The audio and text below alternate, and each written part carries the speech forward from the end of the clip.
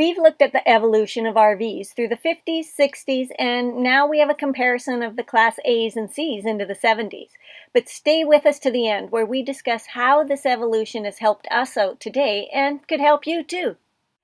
In the late 60s into the 70s is when we started to see more of the motorhome type RVs coming about, and there was still the Class C version and the Class A version. And I'm going to do a little bit of comparison with you here from a 1969 Class C to a 1978 Class C and show you some of the differences that happened there.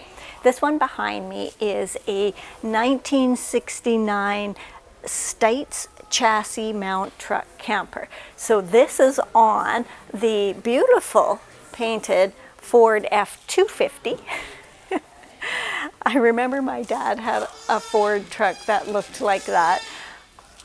And let's take a look at the outside. So we're looking at the metal clad siding, these cool windows and mirror with that Class C bunk, and then we're moving down. Single axle, but it was quite large, really. Let's take a look at the inside of it. So this is a really interesting cab. We've got the standard Ford dash and steering wheel and all of these kinds of things, but remember, the outside is not the Ford cab, just sort of the front was. There's even a door over here that you can get out. You've got a standard pickup bench seat. You know, it's all pickup. Oh, what do we have? A player, cassette player. We didn't have cassettes back then. This would have been 8-track. Oh yeah, this is, there's some different components up here that I'm not sure what they're for, but I'm sure it's because this has been transformed into this wonderful Class C. The dash is actually wider. Yeah, I'm noticing, and that's how you get this, the walkway on either side. Yeah. So this is definitely wider than a standard pickup would be. Right? Because a standard pickup would go straight back from the hood. It wouldn't stick out on the sides. It's crazy how they married these two pieces together. And they stayed together for 50 years. All right, let's check out the rest. So I do want to mention that it does have seat belts, and back then, seatbelts would have been just barely coming into existence. A little challenging to get out of, but good thing I'm not that big.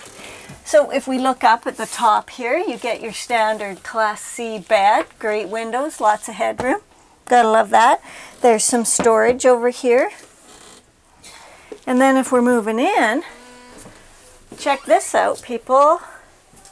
You get a wet bath.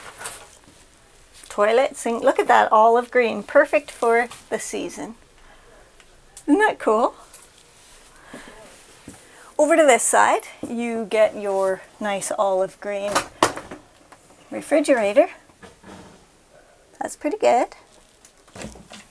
Oh, we got some storage there, that's cute. And then moving back, you get the Formica countertop and backsplash. You get a nice olive green 4-burner propane stove and matching oven. That's so cool. I mean, it's a little tight in here, but you can make it work, and this part does fold down on the table. You get double sinks. You get storage up here. More storage here. Oh my God, that's a huge closet. I was thinking this was just going to be like kitchen storage, but there's a big closet in there.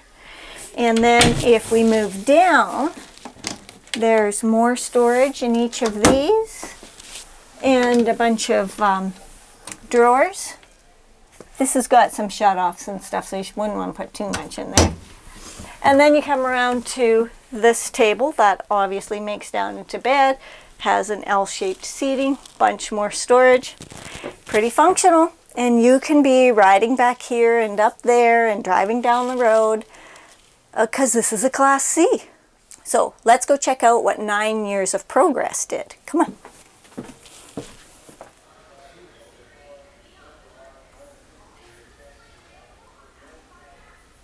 So now we're looking at the 1978 Coachman Leprechaun on the Ford Chateau cab, if you'd like, the camper special.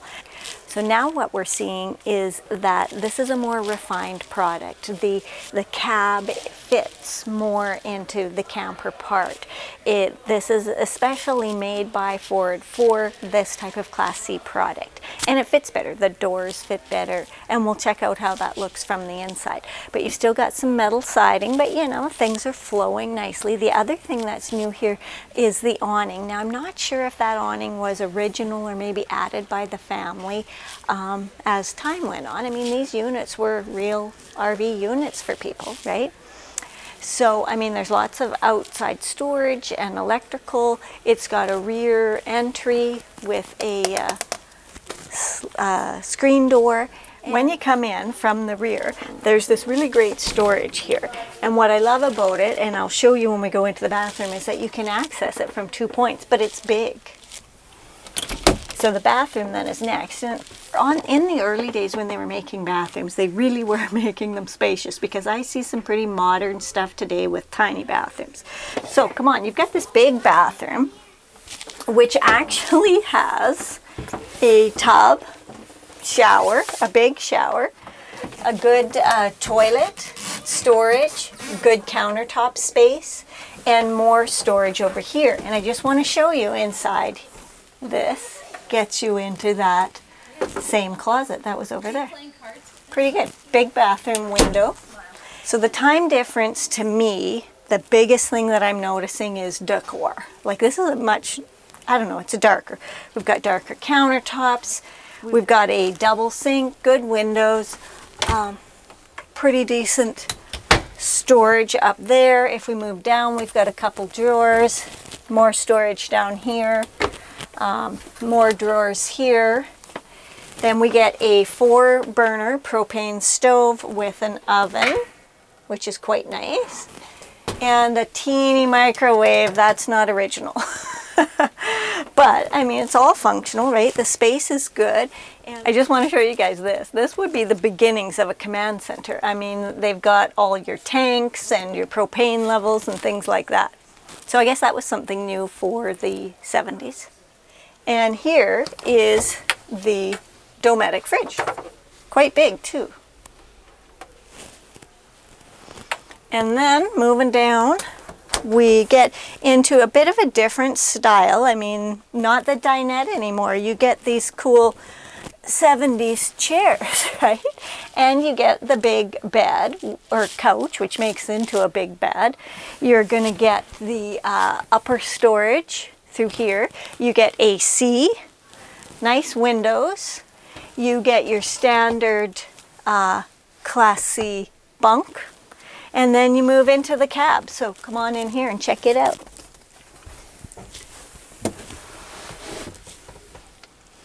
So we're now away from the bench seat and into bucket seats. Plus we have the doors on both sides that are more like pickup doors.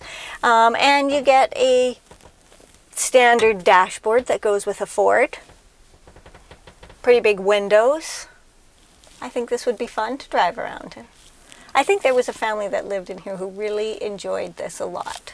So let's go check out some Class A's now.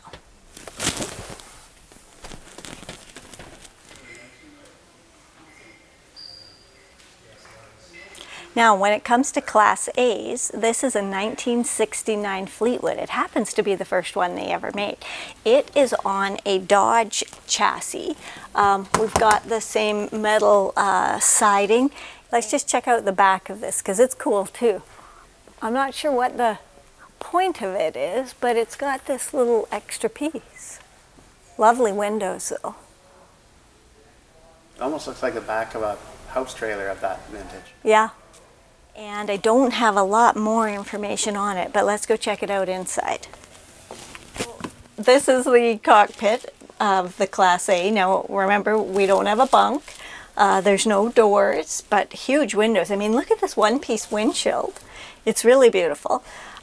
So lots of dash. This is where you're shifting from over here.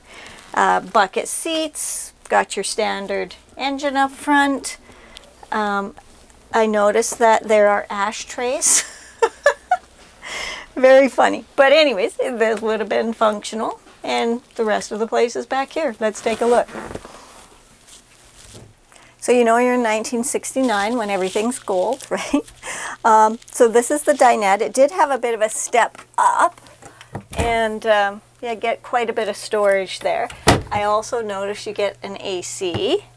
These are pretty big windows. Nice table. This would have made down into a bed. And then over to this side, you get your 4-burner propane stove in gold, of course, with a matching oven. Very nice. You get quite a bit of countertop space. You get a double sink, big windows, 3 drawers, some more on this side, and more storage in here. So there's quite a bit of storage in the kitchen. You get your plug-ins and upper storage as well. And then as you're moving back, here's your gold refrigerator. On this side is the bathroom. It's a wet bath. Back in the 60s, they were still doing wet baths. And then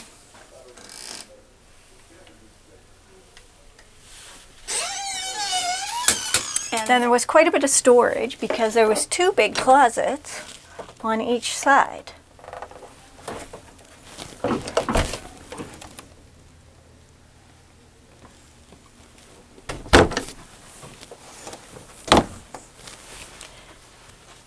Then moving around to this back area, you get this huge couch, which obviously would make out into a bed because this Class A does not have a made-up bed. More storage up here, and that would have been the bedroom section. Let's go see what happened to Class A's in the 70s.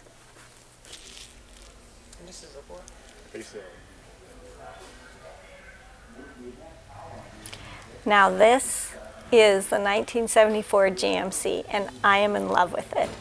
It has a 455 cubic inch engine. It's called the 260. I'm not sure if that means length or if that has something to do with horsepower. So if you know, please leave me a comment and let me know what that answer is. But I'm in love with it. This is my Barbie camper. My Barbie camper was a GMC, and I was in love with that.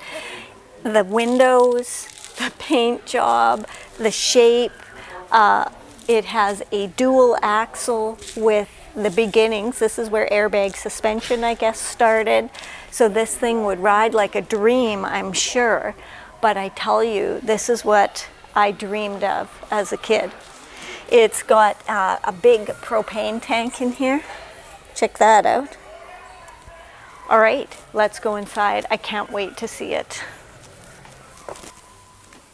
So you're in your happy place? I am. This is the GMC cockpit, and I mean, look at these wraparound windows. I mean, you'd feel like you were driving down the road in a fishbowl. It's so cool, although you wouldn't want to have to replace one of these panes of glass. But I mean, standard dashboard. Get your 8-track. How cool is that? So let's check out the house on this unit. It is a bit of a climb down, but check out this couch here. Very comfy. Look at these windows. This is what I always loved of my Barbie camper. I could see right inside through these humongous windows. Very cool. So moving over to this side where the dinette is, I mean, it's quite a big dinette, and it does make down into a bed. You've got more of these big windows, and this is a new style of storage, right? No handles. Lots of storage though. What I do notice is that they've got the old style lights that you have to turn on from the roof. No switches. Moving back to the kitchen, I mean, we're back to that lovely gold color.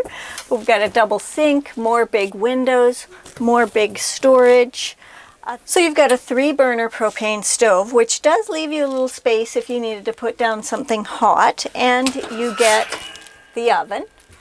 Not a lot of countertop space, and you know how I feel about that, but there is electrical outlets and switches, and then you do get some storage throughout here and here, and I believe this is just going to give you, oh no, there's more storage under here.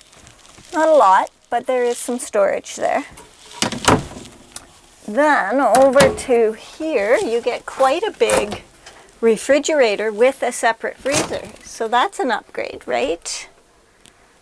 And then there is more storage down here. Well, that looks more like access again. Then moving back, wow, this is huge. And there's this whole wall of storage here. Let's take a look. So lots of space up top. You know, it's kind of rounded like the Airstream look, right? And then more drawers. Lots of them, right? This is good storage. And is that another drawer? Or opening? Ah. So this is accessing, you know, some of the workings. So on this side you'll see is the wet bath.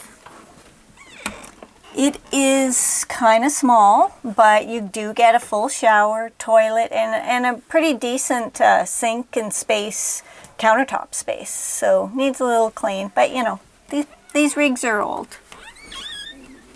Good. Going back into the bedroom, there's another closet. I'll show you that. Quite spacious, really. And then into the bedroom, it's again another similar floor plan, right? Big couch that's going to make down into a bed. And who wouldn't want to sleep among these huge windows? There's storage above. It's pretty nice. And this is from the 2000s. It's amazing evolution and technology, and it's no different in RVs. Today we have things that, you know, give us extra room, like slides or connectivity, and allows us to work remotely. GPS. Some of them even have laundry. It's very cool. I mean, even your energy needs, whether you're using a generator or solar power, all of these things combined in today's RVs allow us to live and work from our rig for months at a time whenever we want. It's just so freeing. It is, and the possibilities are really endless, and it's up to you how you choose to utilize that. So we wanted to invite you along to a virtual conference that we're going to be speaking at that gives you all sorts of information and will help you choose what recipe or how to live an RV lifestyle that works for you. Yeah, it's Full-Time Freedom Week, and it's a group of people that are living RV lifestyles of some kind, and they're talking about how they do it, and they're providing information on things like finances, on working remotely, on traveling with kids, on budgeting, on what type of RV to buy and how to buy it. So we've got this really informative, educated group of people who are going to be sharing information, hopefully answering any questions that you may have, and you can join in and watch those speakers however you want. You can join virtual campgrounds in the evening for discussion. You can join the giveaways. It's all going to be really great, and we're excited because we've been watching it for a few years, and now we actually get to speak at it. So join us for free by clicking the link in the description. It's going to be a jam-packed, fun week, education, information. We just can't wait. So come along, let's go.